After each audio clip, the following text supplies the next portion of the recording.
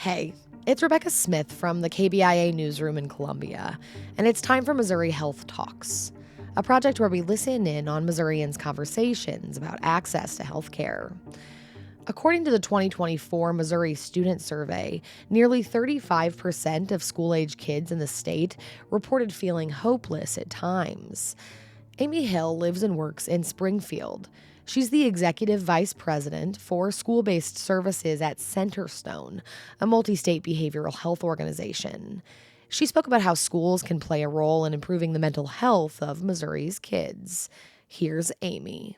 There's a lot of attention really on youth mental health, rightfully so. I mean, obviously, I'm a big advocate for youth mental health. I think there's been a ton of attention on youth mental health. A lot of that, I believe, has coincided with social media and the creation of the smartphone, right? And all of the things that kids have access to now. It's just a different environment than perhaps when I was growing up or my parents were growing up. And so I think it's getting a lot more attention. I also think we've done a lot of work on the stigma related to mental health. I still think we have a lot of work to do, but I definitely feel like over the last 20 or 30 years, we've done a lot of work on that. So I'm seeing children and adolescents become more open to talk about mental health, more encouraging with their peers to seek out mental health services, just more of an engagement around mental health in general. I think the long and the short of it is that no, things aren't getting better. I think we're getting better at identifying needs, but I wouldn't say that the curve is getting better in regards to how our youth are feeling. We do know that lots of our youth are experiencing anxiety. Anxiety and depression are going to be the most common childhood symptoms and diagnoses that you're going to see, particularly anxiety. About 50%, really 45 to 50% of all youth express feeling very anxious. We also know 20% of all kids in our state truly do have a diagnosable mental illness. You know, one out of four, one out of five, depending on what research you look at, are walking around every single day needing help for something. Yet there's a really large gap from the first symptom to the first intervention when it comes to mental health. So right now, there's an 8 to 10 year gap from the first time a kid experiences feeling anxious or sad or whatever before there's ever an intervention.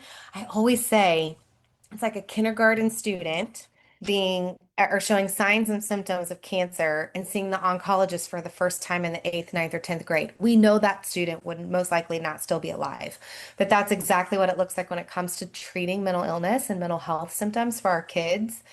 And we know schools are the best place to receive those services. 80% of all kids who ever receive a mental health intervention in their life will do so within a school setting. That could be a school counselor or a school social worker or a provider like us.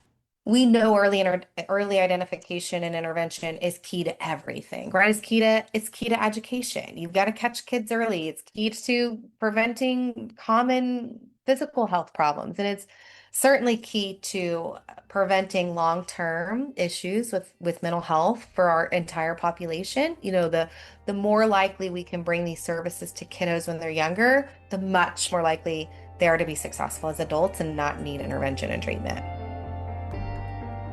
That was Amy Hill with Centerstone, speaking about the gaps that still exist for youth mental health and how schools can help. That's it for this week's Missouri Health Talks.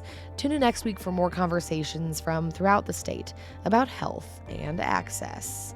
I'm Rebecca Smith. Thanks for listening.